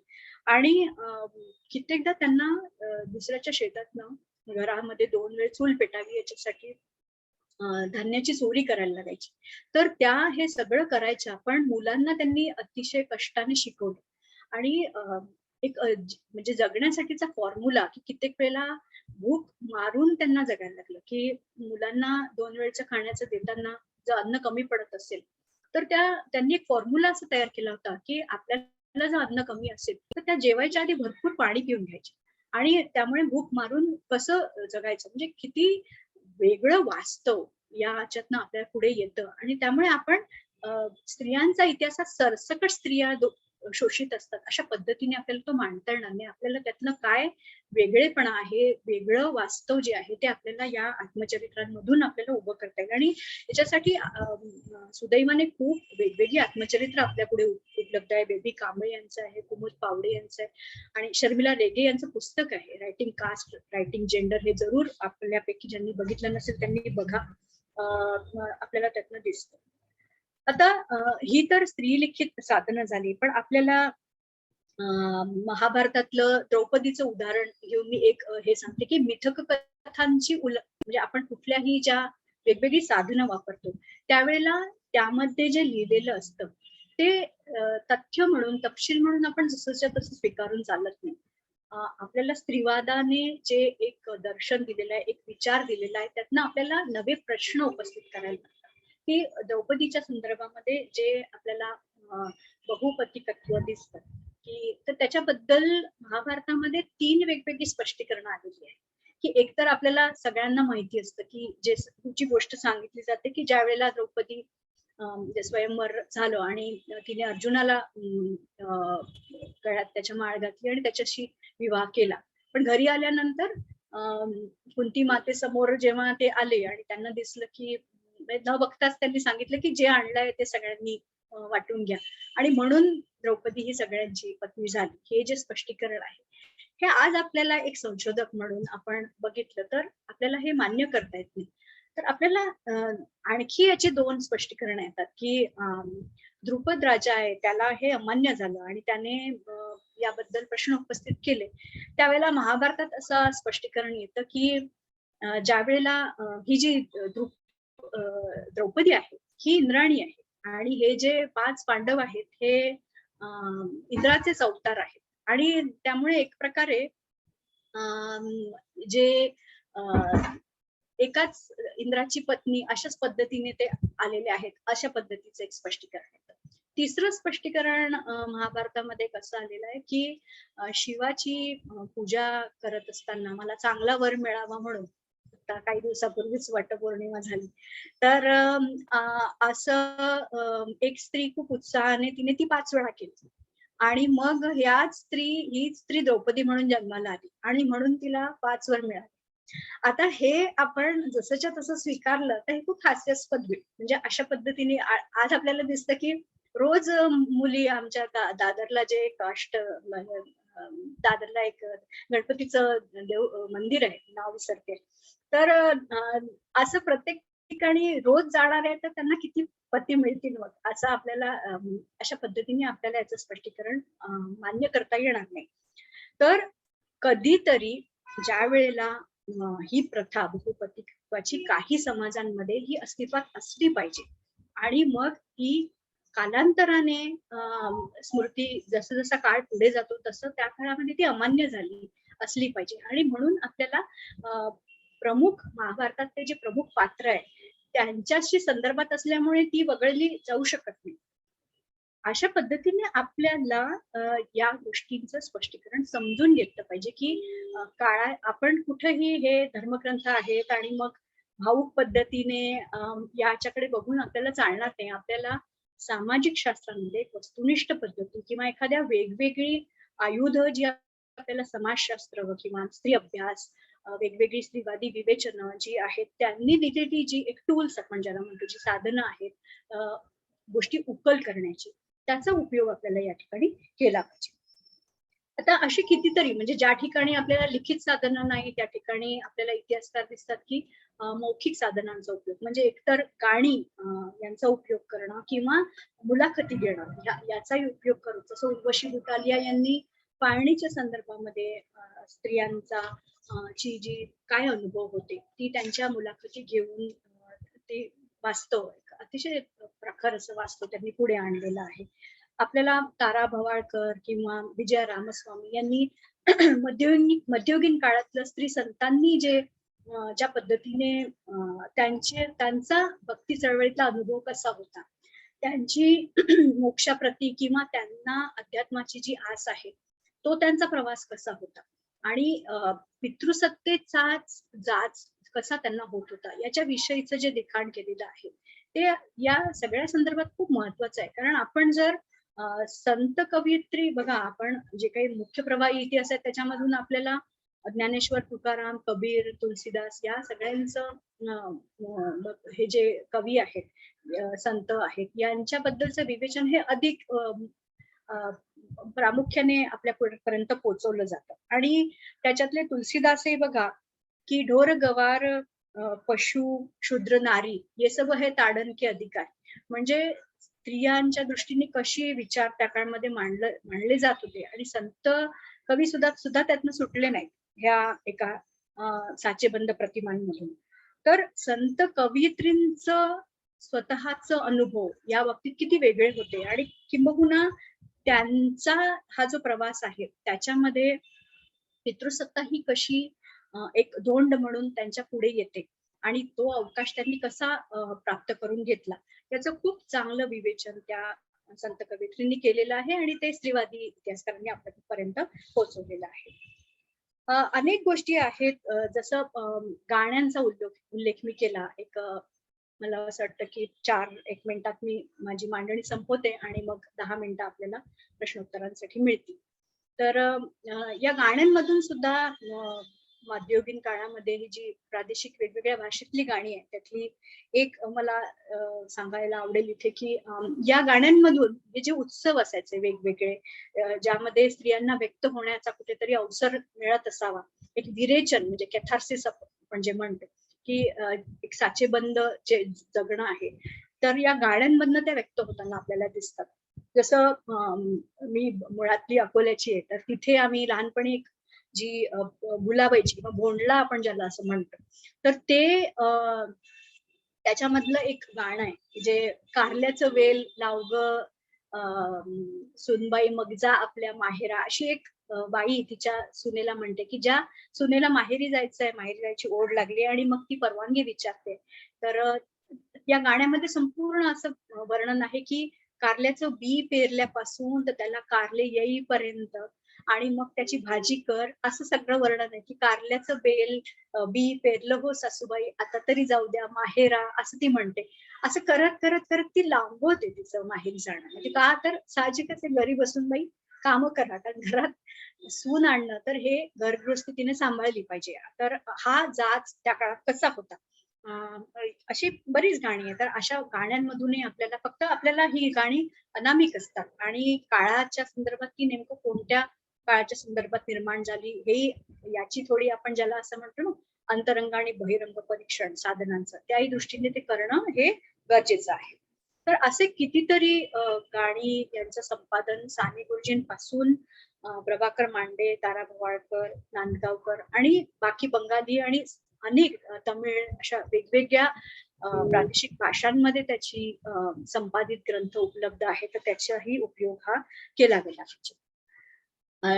तिसरा टप्पा म्हणजे आपण जे लिंगभाव म्हणतो की लिंगभाव रचना, म्हणजे स्त्रीत्व, पुरुषत्व आणि तृतीय लिंग, त्याच्यामध्ये अनेक नाव आहेत की जसं लेस्बियन, गे असं आपण इंग्रजीत म्हणतो, तर समलिंगी आकर्षण असणारे स्त्री पुरुष आणि ट्रान्सजेंडर म्हणजे शारीरिक दृष्ट्या पुरुष असणं आणि मानसिक दृष्ट्या पुरुष असणं असं, किंवा याच्या उलट. तर असे वेगवेगळे जे स्टडीज आपल्या इथे येतात आहे, तर मूलतः त्याच्या मागे विचार हा आहे की लिंगभाव हा हे एक सामाजिक रचित असतं आणि वेगवेगळ्या काळामध्ये त्याची रचना केली जाते की स्त्री कशी असावी, म्हणजे स्त्री ही भित्री असते, दुबळी असते आणि पुरुषा कणखर, त्याने केलेली हिंसा ही समाज मान्य असते कारण की पुरुष आक्रमक असतो नैसर्गिक दृष्ट्या, असे कुठेतरी संकेत समाजामध्ये प्रसृत केले जातात. आणि हे वेगळे इतकंच नाही तर लिंगदृष्ट्या कामाचं विभाजन, म्हणजे बाळाला जन्म देणं हे स्त्री करू शकते, पण त्याच्या पुढचं पालन पोषण, त्याचं संगोपन याच्यामध्ये घरातले सगळेजण आपली भूमिका बजावू शकतात, पण तेही काम तिच्यावर कुठेतरी सोपवलं जातं आणि तिनेच ते करायचं आहे असं मानलं जातं. आणि याच्याबद्दलच्या समाज मान्यता मिळवण्यासाठी वेगवेगळी साधनं, म्हणजे ज्याच्यामध्ये साहित्य या सगळ्यांचा उपयोग केला जातो की त्याच्याविषयी सिमॉन दे बोव्वा आणि इतरही जहाल स्त्रीवादी तत्वचिंतक आक्षेप नोंदवतात त्यांच्या लिखाणातनं की स्त्रियांच्या अतिशय साचेबंद प्रतिमा या निर्माण केल्या जातात आणि मग स्त्रियांनाही त्या आत्मसात करतात आणि समाजामध्ये स्त्री अशीच असावी असं समाजमान्य होतं. तर हे फक्त साहित्यापुरतं मर्यादित नाही, इतरही चित्रपट, दूरदर्शनवरच्या मालिका, जाहिराती, मासिकांमधून येणारे जे काही लेख, या सगळ्यांमधून या प्रतिमा घट्ट केल्या जातात. तर एक पटकन उदाहरण रोमिला थापर यांचं मला द्यायला आवडेल, की रोमिला थापर यांनी शकुंतला याच्यावर हिस्ट्री, टेक्स्ट आणि रिडिंग्स हे जे पुस्तक त्यांनी लिहिलेलं आहे. मला असं वाटतं 5 मिनिटं आहेत माझ्याकडे, आपल्याकडे तरी 15 मिनिटं उरतील. हो मॅम, आहेत तुम्ही बोला. ओके, हा. तर शकुंतला हे जे पुस्तक आहे अतिशय आवडतं पुस्तक आहे माझं, की ज्याच्यामध्ये त्यांनी लिंगभाव दृष्टिकोनातून वेगवेगळ्या काळामध्ये, म्हणजे बघा इथे स्त्री कुठंच येत नाही, म्हणजे आपल्याला स्त्रियांचा इतिहास ते लिंगभाव हा जर प्रवास बघितला तर वेगवेगळ्या काळात या रचना या कशा झाल्या आणि त्या समाजामध्ये कशा प्रस्तुत झाल्या. तर महाभारतामध्ये आलेली शकुंतलेची कथा जी शकुंतलोपाख्यानमध्ये येते, तर तिथे ती अशी अतिशय क्रूड पद्धतीने, तुमच्यापैकी अनेकांनी ती वाचलेलं असेल, की ज्या वेळेला शकुंतला आणि दुष्यंत यांच्यामध्ये गांधर्व विवाह झाला त्यावेळेला ती परखडपणे आधीच त्याला सांगते की आपल्या संबंधातून जे मूल येईल तो राजा झाला पाहिजे आणि आपल्या हक्कांच्या बद्दल अतिशय सजग असलेली आणि वोकल म्हणजे बोलणारी त्याच्याविषयी अशी शकुंतला त्यांनी उभी केली आहे महाभारतात. आता हे काय, तर याचं कारण लिंगभाव याचा अभ्यास करताना आपल्याला तो एका व्यापक राजकीय अर्थशास्त्राच्या संदर्भामध्ये बघितला पाहिजे, की पशुपालक समाजातली स्त्री ही तुलनेने म्हणजे गुप्तकाळ ज्या काळात कालिदास अभिज्ञान शकुंतल लिहितो त्याची शकुंतलाही वेगळी का असते आणि महाभारतातली शकुंतलाही वेगळी का असते. तर हे आपल्याला त्यातनं बघितलं पाहिजे, की पशुपालक ज्या वेळेला समाज होता त्यावेळेला स्त्रियांच्या स्वातंत्र्यावर एवढं गंडांतर आलेलं नव्हतं. म्हणजे जे उमा चक्रवर्ती यांनी ब्राह्मणी पितृसत्ता याच्याविषयी gendering caste through feminist lens आपल्यापैकी अनेकांनी बघितलं असेल हे पुस्तक, की त्याच्यातलं त्या लिंगभाव किंवा एकूणच जी मोठी परंपरा आहे, मला सगळं या ठिकाणी बोलता येणार नाही, पण जसं डॉक्टर बाबासाहेब आंबेडकरांनी जे आपल्याला सूत्र दिलं, की स्त्री हे जातीचं प्रवेशद्वार आहे, त्यामुळे आपल्याला भारतातला स्त्रीवादी इतिहास किंवा भारतातला स्त्रियांचा इतिहास जर आपल्याला त्याची निर्मिती किंवा पुनर्रचना करायची असेल तर जात वास्तव हे आपल्याला इथलं बाजूला ठेवून चालणार नाही. दुसरं, आपल्याला स्त्रियांचा इतिहास हा, स्त्रिया काही जंगलात राहत नव्हत्या, स्त्रिया या समाजाचा भाग आहे.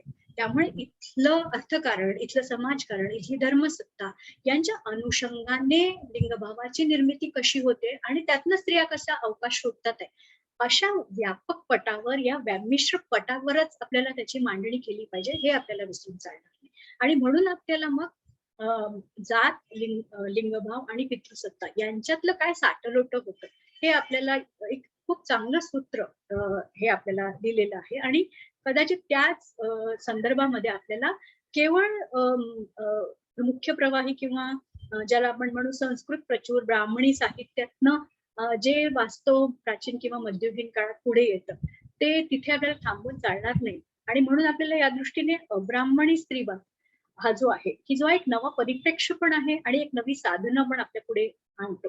तर या दोन्ही दृष्टीने आपल्याला अब्राह्मणी स्त्रीवादी इतिहास लेखक आणि त्याची पण एक मोठी परंपरा आहे. आता डॉक्टर नारायण भोसले आणि त्याच्याही आधीपासनं म्हणजे ज्याची तात्विक मांडणी ही शरद पाटील यांनी केली, डॉक्टर शरद पाटील यांनी, आणि त्याच्यानंतर आपल्याला डॉक्टर उमेश बगाडे, दिलीप चव्हाण आणि एक मोठी परंपरा आहे ते अशा पद्धतीची मांडणी करताना आपल्याला दिसतात. तर मी परत जिथे थांबले होते तिथे परत जाते की जी शकुंतला महाभारतात आहे तीच शकुंतला गुप्त काळातल्या कालिदासाने त्याच्यामध्ये जी अंगठीचा एक नवा विचार आणलाय की मुळात अतिशय सोशिक, नम्र, निरागस, निसर्ग कन्या अशी शकुंतला त्यांनी उभी केली आहे. आणि मग ती किंवा दुष्यंत हे दोघे सद्गुणांचे पुतळे आणि नाटक या फॉर्म मध्ये पुन्हा ते त्या ठिकाणी येतात. तर ते सॉरी तर हे जे काही आहे की ही शकुंतला आपल्या हक्कांच्या बद्दल दुष्यंताकडे भांडत नाही, कारण हे जे अंगठीचं जे एक नवं प्रकरण त्याच्यामध्ये कालिदासाने केलेलं आहे. त्यानंतर रोमिला थापर यांनी अगदी आधुनिक काळापर्यंतच शकुंतलेवरचं जे काही रिडिंग म्हणजे वाचन त्यांनी केलेलं आहे ते पण बघणं खूप चांगलं आहे की पौर्वात्यवादी जे काही विल्यम जोन्स आणि गटे म्हणजे गोइटे असं ज्याला म्हटलं जातं, जर्मन जो कवी होता तो म्हणे शाकुंतल हे नाटक वाचल्यावर आनंदाने वेडा झाला. आणि तर एकूण असं का होतं तर त्या काळातलं तिथलं जे वास्तव होतं की निसर्गाकडे परत जा, अद्भुत रमतवाद, रोमॅन्टिसिझमची सगळी एक लाट जर्मनीमध्ये, युरोपामध्ये आलेली होती की भांडवलशाहीने मानवी समाजातले नातेसंबंध इतके असे ज्याला आपण म्हणू ज्यातनं मानवी ओलावा मूल्य ही गेलेली आहेत, निसर्गापासून तो तुटलेला आहे, अशा पद्धतीचे जे झालेले होते करार ज्याच्यामध्ये असतो, म्हणजे कॉन्ट्रॅक्च्युअल अशा पद्धतीचे नातेसंबंध निर्माण झाले होते. तर अशा वेळेला त्यांना साहजिकच निसर्गाशी सान्निध्य असलेली ही जी काही कहाणी आहे शकुंतलेची ही जवळची वाटते. तर इथपासून तर मग टागोरांनी याच्याकडे कसं स्खलनशीलता, मनुष्याची स्खलनशीलता आणि योनिशुचिता म्हणजे एकूण गांधर्व विवाह या सगळ्याकडे ते खूप वेगळ्या पद्धतीने बघतात. तर याच पद्धतीने आपल्याला शकुंतला हे जर एक कॅरेक्टर किंवा एक प्रतिमा, आपण स्त्रीची प्रतिमा ही वेगवेगळ्या काळात त्याच्याकडे कसं वेगवेगळ्या पद्धतीने बघितलं गेलं, हे एक उदाहरण झालं. अशाच पद्धतीने आपल्याला अनेक म्हणजे प्रत्यक्ष स्त्रियांचा इतिहास त्या ठिकाणी येणारही नाही कदाचित, पण स्त्रीत्व आणि पुरुषत्व किंवा याच्या धारणा समाजामध्ये कशा निर्माण होतात आणि वेगवेगळ्या समाज व्यवस्था, वेगवेगळे दूरदर्शनवरच्या मालिका, वेगवेगळे चित्रपट हे सगळे याच्यामध्ये कशी भूमिका बजावत असतात, या सगळ्यांचा विचार हा लिंगभाव इतिहासामध्ये, मग पुरुषत्वाचाही अभ्यास त्याच्यामध्ये हा केला जाऊ शकतो. तर याही बद्दलचं एक मोठं विवेचन जे आहे ते या ठिकाणी होताना आपल्याला दिसतं. तर खूप मोठा आहे हा पट सगळा. तर कुठेतरी मी थांबते आता आणि हा जो काही स्त्रियांच्या इतिहासावर मांडणी भारतामध्ये होत आहे ही अशाच पद्धतीने आणखी पुढे होण्याची खूप गरज आहे. आणि मुख्य म्हणजे मला असं वाटतं की काय होतं, हे नवे नवे अभ्यास येतात, नवी नवी पुस्तकं येतात, त्यांचं निश्चितच स्वागत आहे. पण अभ्यासक्रम जे निर्माण केले जातात शालेय पातळीवर आणि BA आणि MA यांच्यासाठी जे वेगवेगळे अभ्यासक्रम वेगवेगळ्या विद्यापीठांमध्ये येतात, त्या मुख्य प्रवाही इतिहासामध्ये म्हणजे मेनस्ट्रीमिंग द जेंडर असं जे आपण म्हणतो की लिंगभाव संवेदनशील पद्धतीने इथल्या मुख्य प्रवाही इतिहासाची मांडणी होण्याची गरज आहे.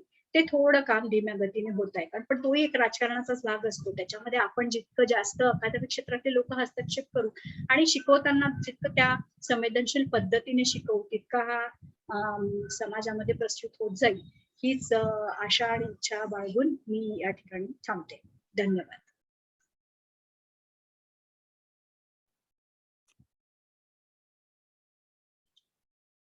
Thank you ma'am.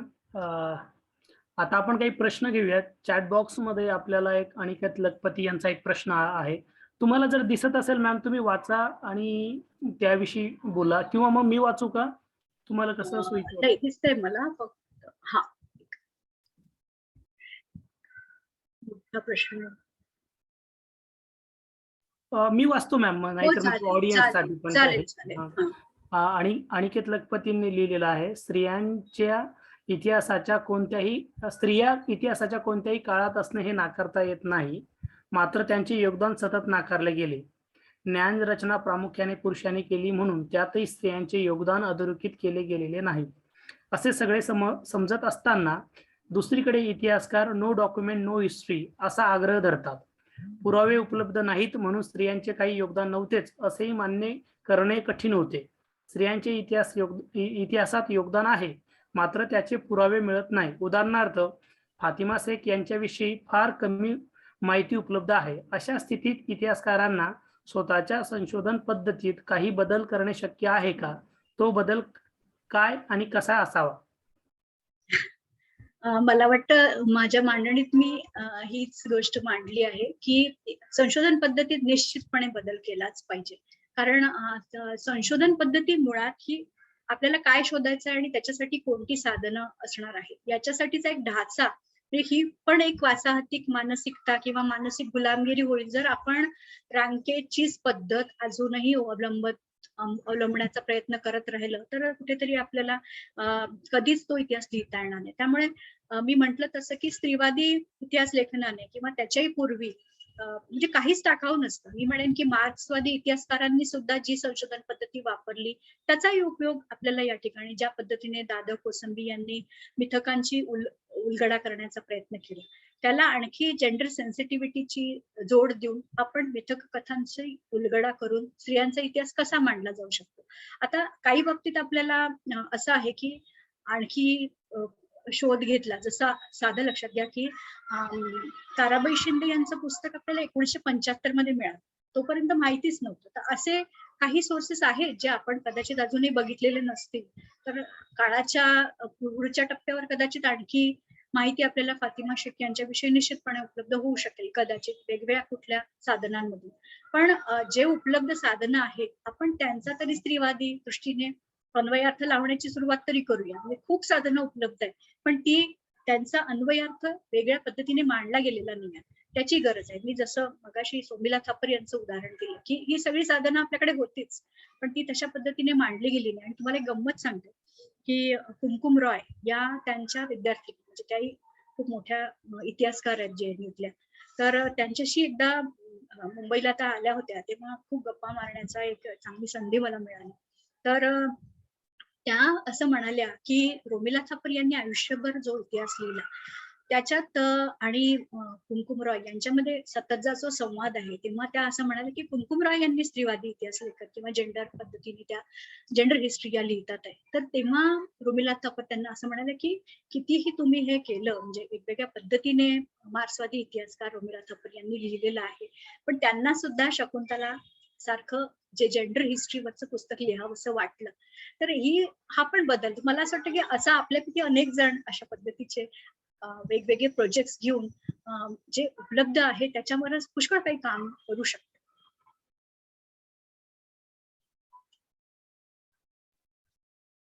अजून कोणाला काही प्रश्न असतील तर तुम्ही स्वतःला अनम्यूट करा आणि डायरेक्ट मॅमना विचारा किंवा मग चॅट बॉक्स मध्ये तुम्ही टाकू शकता. सर एक प्रश्न आहे, मी विचारू का सर? हा विचारा. मॅम, जात आणि पुरुषसत्ता पद्धती ही स्त्रिया या जोखडामध्ये बांधलेली गेलेली आहे.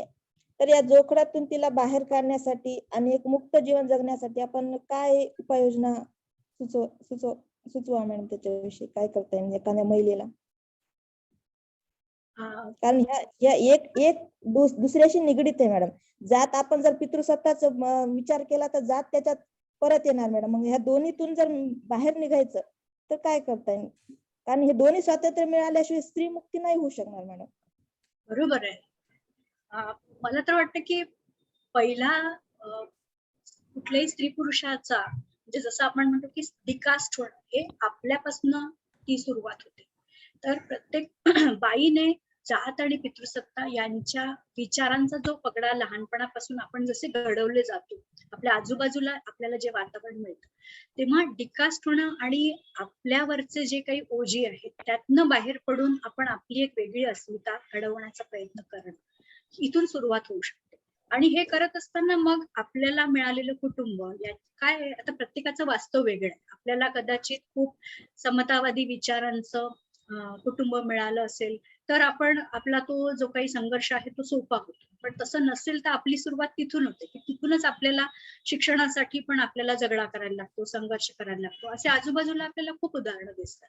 तर याच्यामध्ये समतावादी विचारांचे जे काही मंडळी आहेत, मित्र आहेत, त्यांचं एक जसं लॉबिंग आपण म्हणतो किंवा ज्यांचं एक नेटवर्किंग आपण तयार केलं पाहिजे. आपण जिथे आहोत आपल्या स्थानिक पातळीवर आपल्या हा सुद्धा ग्रुप आहे. मी म्हणेन की अशा सगळ्या ग्रुप्स मधनं आपण एक व्यासपीठ निर्माण करू शकतो आणि त्यातनच हा झगडा आपल्याला त्याला काही पर्याय नाही. मला असं वाटतं की आपल्या विचारांचा वैचारिक पातळीवर आपण आपल्यात बदल घडवून आणणे आणि आपल्या आजूबाजूचं जे वास्तव आहे त्याच्यात बदल घडवून आणणे, याचे अनेक मार्ग असू शकतात. की लेखन हा एक मार्ग असू शकतो व्यक्त होणं याचा, आणि आपल्या कृतीतून आपण आणखी त्याबद्दल काही करू शकतो. असे अनेक गोष्टी असू शकतात.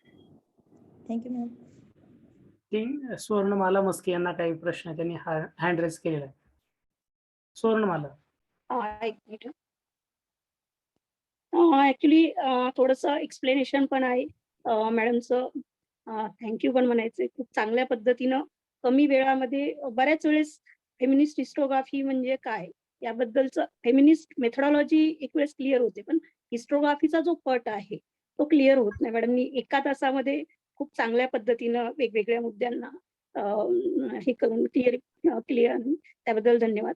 मला वाटतं की माझे मॅडमच्या मांडणीच्या संदर्भानं थोडंसं एक मत आहे, किंवा आता ज्या मुलींनी प्रश्न विचारला, सो मॅडमनी जे उत्तर दिले, यस एक्झॅक्टली, आपण आपल्या डेली लाईफमध्ये डिकास्ट होण्याची प्रोसेस निश्चितच केली पाहिजे. बट आज जे काही आपण ऍज अ हिस्टॉरियन म्हणून इथं स्पीच हे करतोय, त्या संदर्भानं मला वाटतं की इपिस्टिमॉलॉजीचे किंवा पद्धतीशास्त्राचे काही जे टूल्स आहेत, किंवा तुम्ही जो महत्वाचा मुद्दा उपस्थित केला की स्त्री ही एकाच एक रेषेमध्ये नाहीये, तिचा एकच कोटीक्रम नाहीये. As a India, as a world मध्ये ती वेगवेगळ्या साच्यामध्ये उभी आहे.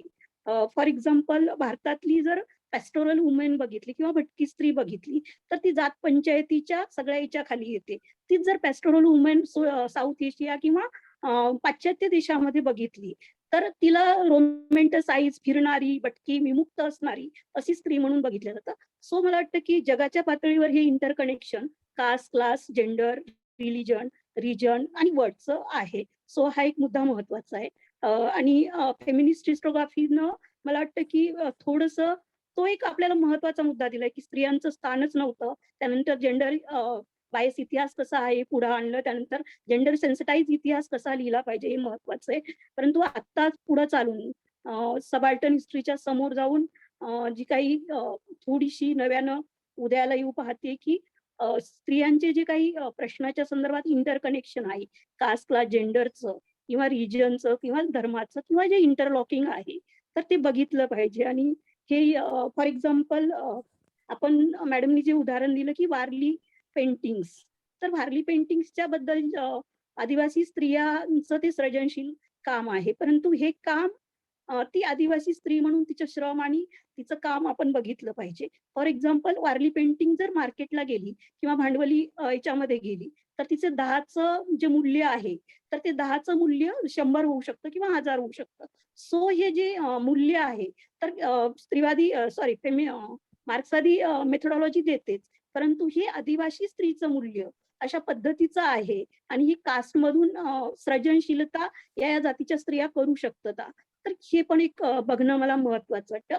मला फक्त सांगायचं आहे की आपण ज्या मैत्रिणींनी प्रश्न विचारला की आपण काय केलं पाहिजे, सो इतिहासाचे प्राध्यापक म्हणून आपण थोडंसं हा प्रयत्न असा इंटरलॉकिंगचा किंवा इंटरकनेक्शनचा आपण बघू शकतो.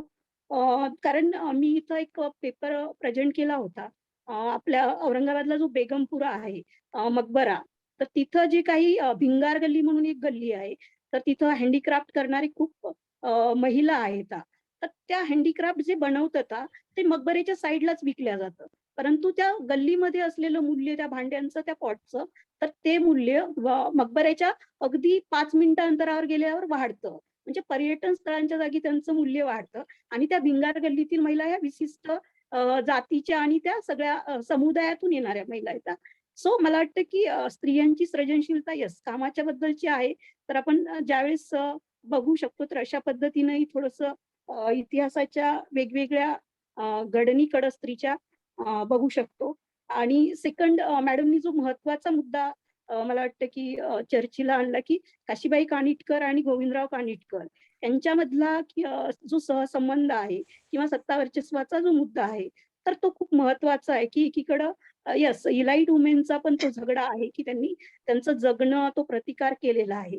परंतु हे बघत असताना मला वाटतं की ते महत्वाचं आहे. परंतु परत आपण जर कास्ट या कनेक्शन मध्ये बघायला गेलं, त्याच काळामध्ये मुक्ता साळवे किंवा ताराबाई शिंदे हे कनेक्शन वेगळ्या पातळीवर बघतात की मुक्ता साळवे बॉडी पॉलिटिक्स बद्दल आणि जात आणि धर्माबद्दल बोलतात. त्या पातळीवर यस काशीबाई कानिटकरांचा झगडा आहे, तो त्यांच्या आत्मचरित्रातून निश्चितच पुढे निघतो. परंतु मग या एकाच काळामध्ये बोलणाऱ्या स्त्रियांचं वेगळ्या 2 पातळीवर काय इंटरकनेक्शन आहे किंवा कास्टच्या बद्दलचं त्या काय आपलं म्हणणं मांडू शकतात. हे बघणं मला वाटतं की इतिहासाच्या दृष्टिकोनातून थोडंफार महत्वाचं आहे.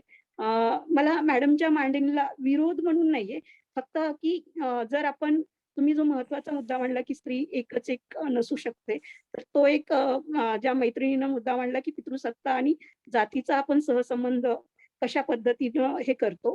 तर त्यावेळेस आपण एक हिस्टॉरिकल म्हणजे स्त्रीवादी इतिहास लेखनाच्या पुढच्या टप्प्यावर हे इंटरकनेक्शन खूप तुमच्यासारखे इतिहासकार आता बघतायत आणि ते बघितलं तर अजून एक चांगला रिसर्च किंवा स्त्रीवादी इतिहास लेखनामध्ये भर पडू शकते. धन्यवाद.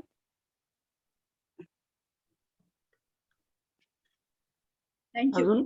अजून कोणाला प्रश्न विचारायचा असेल किंवा आपलं मत व्यक्त करायचं असेल तर आपण 1-2 प्रश्न किंवा एखादं मत व्यक्त करणं घेऊयात आणि मग थांबूयात.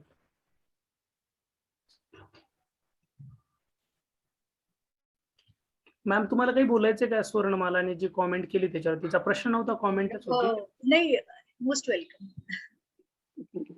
त्या दृष्टीने फक्त आता माझं जे पुस्तक येत आहे त्याच्यामध्ये जरूर बघा, म्हणजे कारण Yes, ma'am. मी नक्की बघेन. 1818 ते 1975 विभावरी शिरूरकरांचा जो काळ आहे, ज्या काळात त्यांनी लेखन केलं, तर 2 प्रकरणं तर यावरच आहेत की महाराष्ट्रातलं स्त्री विषयक वास्तव कसं होतं. तर त्याच्यामध्ये मी खूप अशा पद्धतीने इंटरकनेक्शन्स आणण्याचा प्रयत्न केलेला आहे की म्हणून मी आजही जो विचार मांडला की स्त्री शिक्षणाचा वेगवेगळ्या जातीतल्या स्त्रियांना आलेला अनुभव हा कसा वेगळा आहे, हे आपण फक्त एकाच पद्धतीची साधनं आणि घेऊन ती मांडणी नाही करू शकणार. पण आपल्याला वास्तव जर मांडायचं आहे तर ते जातनिहाय, प्रदेशनिहाय कसं वेगळं आहे आणि त्याही बाबतीत समस्या आहेतच, कारण Yes. साधनं जशा पद्धतीने उपलब्ध होतील त्या पद्धतीने तो प्रयत्न निश्चितपणे केला आहे, ते जरूर बघा.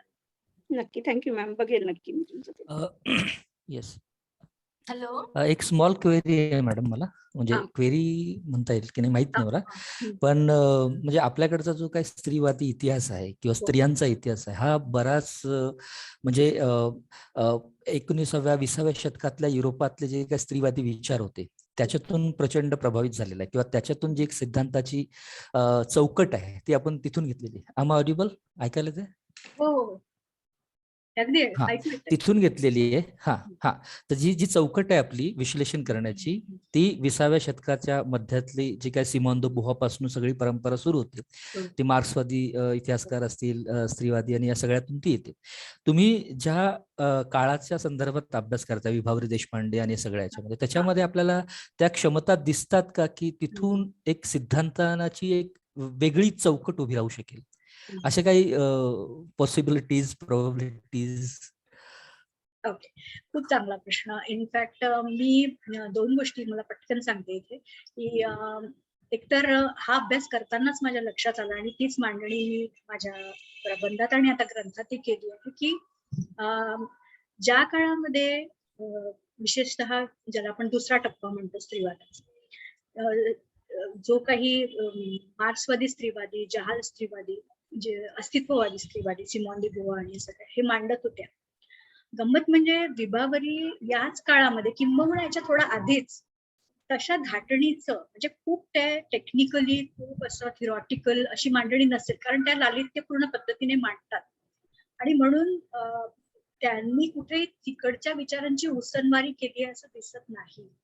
इथला त्यांचा स्त्रीवाद, त्याला आपण भारतीय स्त्रीवाद म्हणतो, अशा पद्धतीने तो उमलून आलेला आहे. म्हणून मी विभावरी शिरूरकरांचं वर्णनच इथल्या दुसऱ्या स्त्रीवादी चळवळीतल्या दुसऱ्या लाटेची अग्रदूत असंच केले. त्यांना असं आपण म्हणतो की 1975 मध्ये इथे स्त्रीवादाची दुसरी लाट आली किंवा इथे स्त्रीमुक्तीची चळवळ अशी सुरू झाली. गुंडाबंदी विरोधी दिल्ली, महाराष्ट्रात सगळीकडे आपल्याला मुलगी झाली हो हे नाटक वगैरे येतं ज्योती म्हापसेकरांचं. तर हे याच्या खूप आधी 1960-69 मध्ये त्या ज्याला बेटी फ्रीडन तिकडे जे म्हणत होते ती द फेमिनाईन मिस्टिक मध्ये the problem which is no name, म्हणजे सगळं आहे, सगळी सुबत्ता आहे, पण बाई खुश नाही का, तर तिला स्वतःची आयडेंटिटी नाही, प्रॉब्लेम ऑफ आयडेंटिटी असं तिथे कुठे.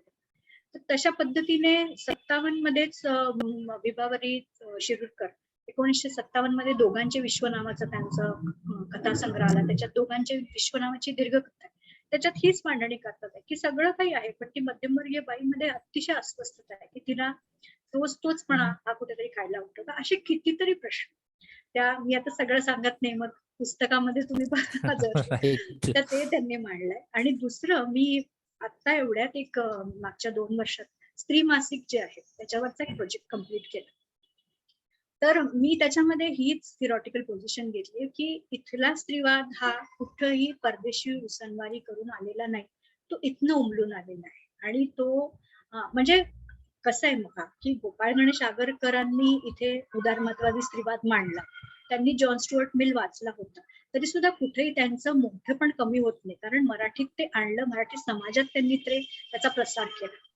पण आपल्याला जर इथे दिसत आहे की बाहेरून हे आणलेलं नाहीये, इथलं इथे उमलून आलं. आणि मला एक छोटीशी आठवण सांगावीशी वाटते की मी ग्लासगोला एका आंतरराष्ट्रीय परिषदेत विभावरींवर मांडणी केली, तर तिथे ऑस्ट्रेलियातल्या एक मोठ्या स्त्रीवादी इतिहासकार मला चेअरपर्सन म्हणून लागल्या होत्या. तर त्या हे सगळं ऐकल्यावर म्हणाल्या की तुम्हाला काही गरजच नाही पाश्चात्य स्त्रीवादाची, तुमच्या इथे जर स्त्रीवादी इतके चांगले. आणि मी म्हणेन विभावरी शिरूरकरांचा स्त्रीवाद हा चांगला आहेच, पण इथे एक मोठी सशक्त परंपरा आहे, म्हणजे महात्मा फुलेंपासून किंवा त्याच्याही आधी गौतम बुद्धापासून ती सुरू होते. म्हणजे महात्मा फुलेंचा तो खूप रॅडिकल आहे, डॉक्टर बाबासाहेब आंबेडकर, त्याच्यामध्ये महात्मा गांधी. तर हा एक मोठा, मी काही महिन्यांपूर्वी माझा एक लेख सुद्धा दादा धर्माधिकारी यांचा स्त्रीवाद यांच्यावर मी प्रकाशित केला, आणि जरूर एखाद्या ग्रुपवर तो शेअर करेन सगळ्यांची. पण अशा पद्धतीने एकूण स्त्रीवादाचा जो इतिहास बघितला, स्त्रीवादी विचाराचा, तर त्याच्यामध्ये सगळ्यात शेवटी असंच म्हटलंय की आपल्याला शेवटी हा बाहेरचा स्त्रीवाद होता तो पांढरा गोऱ्या स्त्रियांपुरता मर्यादित होता. त्यामुळे आता थर्ड वर्ल्ड, ब्लॅक फेमिनिझम, हे जे सगळे आपल्याला इथे, कारण आपले प्रश्न वेगळे आहेत, हे जे जात वास्तव आहे, इथला जो प्रदेश, इथले जे काही वेगवेगळ्या संस्कृती आहे, इथल्या जे काही उपसंस्कृती आहे, इथल्या मिथक आहेत, हे जे वास्तव वेगळं आहे, यातनं जो विचार इथे विकसित झाला तो कुठेतरी आपण मांडण्याची गरज आहे. आणि आपल्याला जर दिसत असेल की तो इथे उमलून आला आहे, तर आपल्याला परदेशी अशा पद्धतीचे पॅरामीटर्स घेण्याची पण गरज नाही. अगदी चांगला विचार मांडला, आणि बरं झालं तो उपस्थित केला, कारण तो माझ्या मांडणी थोडीतरी राहून गेला. Yes yes yes, thank you. एक शेवटचा प्रश्न घेऊयात आपण आता. मी थोडस बोलू. हा, बोला. पहिल्यांदा खूप अभिनंदन बांबुरकरांचं, एक अतिशय गुंतागुंतीचं चर्चा विश्व त्यांनी सुलभ पद्धतीने मांडलं. फक्त मला एवढंच म्हणायचं आहे की जेव्हा आपण स्त्रीवाद असं म्हणतो तेव्हा ते एक विचार प्रणालीचं साधन असतं, आणि त्यामुळे त्याला एक मोठी राजकीय आणि सांस्कृतिक राजकारणाची पण पार्श्वभूमी असते. आता जेव्हा स्त्रीवाद असा, चंद्रशेखर जागीरदार स्वाभाविक स्त्रीवाद आणि संस्कारित स्त्रीवाद असे 2 विभाग करतात, म्हणजे 2 टर्म्स ते कॉइन करतात. तर स्वाभाविक स्त्रीवाद म्हणजे आता तुम्ही जे मांडलं की आपल्याकडच्या म्हणजे त्या संस्कृतीतल्या परंपरेतनं उमलून आलेला जो विचार असतो, विद्रोही विचार असतो, काही बोच असते, किंवा अन्याय परंपरेतील अन्यायाच्या विरोधात उभं ठाकण्याची गरज त्यांना वाटत असते, तो विचार. तर तो आपल्याकडे आपल्या परंपरेत नक्कीच आहे. तो अगदी जैन बौद्ध परंपरांपासनं ताराबाई शिंदे आणि इथपर्यंत आलेला आहे.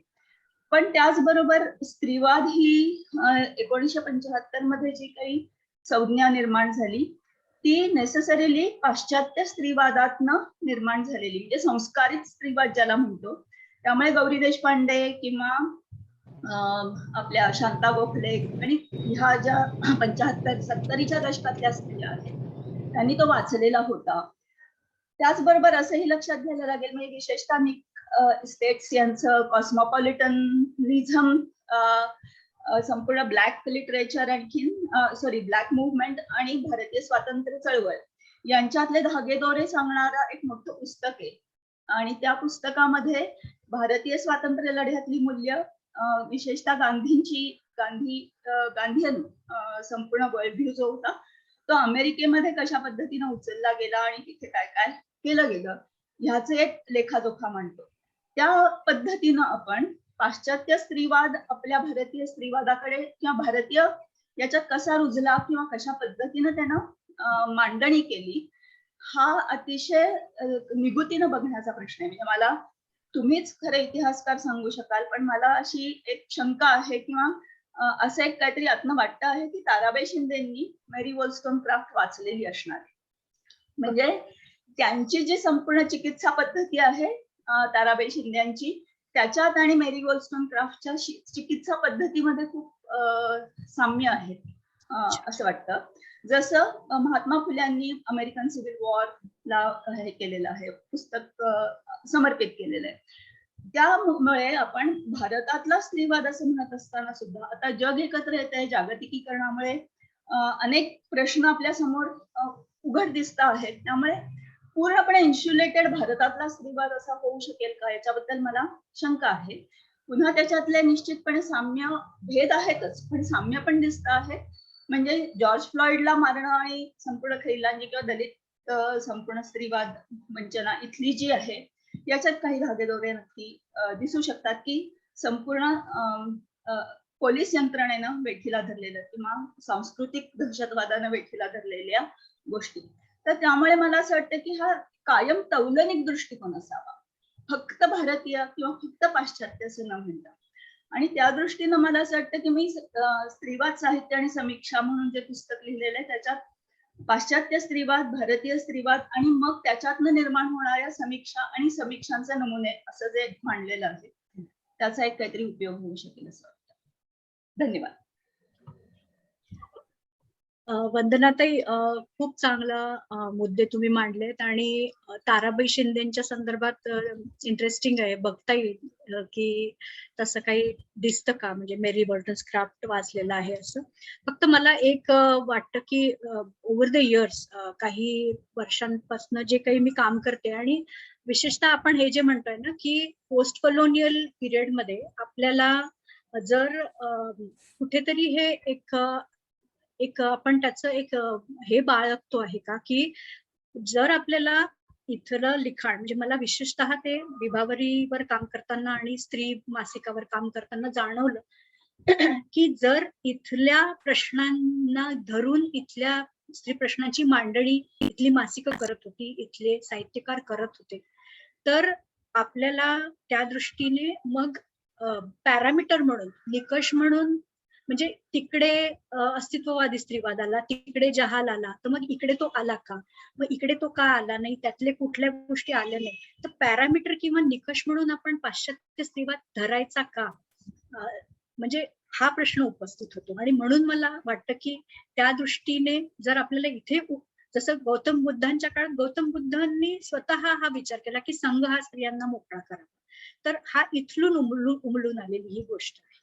तर त्या दृष्टीने मला ते महत्वाचं आहे. अगदी नक्कीच. आणि त्यामुळे संदर्भासहित स्त्रीवाद मध्ये संपूर्ण धर्मचिकित्सा आपण जी घेतलेली आहे ती त्याच्यातनच आहे की म्हणजे विद्रोहाची संपूर्ण सामग्री म्हणजे आपल्याकडे असलेल्या धर्मांमध्ये सुद्धा निर्माण झालेली आपल्याला दिसते. हे खरंच आहे. एक शेवटचा प्रश्न आहे. चॅटबॉक्स मध्ये प्रश्न आहे तो भोये दत्तात्रय यांचा. मध्यमवर्गीय स्त्रिया आणि आदिवासी व दलित स्त्रिया यांच्या समस्या वेगवेगळ्या आहेत, परंतु मध्यमवर्गीय स्त्रिया यांच्या समस्या सोडवण्याचा प्रयत्न केला गेला, पण आदिवासी व दलित स्त्रिया यांच्या समस्यांकडे आजतागायत दुर्लक्ष होत आहे असे आपल्याला वाटते का? त्यांची कारणे काय असू शकतात? हा शेवटचा प्रश्न मॅम, याच्यावर तुम्ही उत्तर देऊन आपण थांबूया. हो.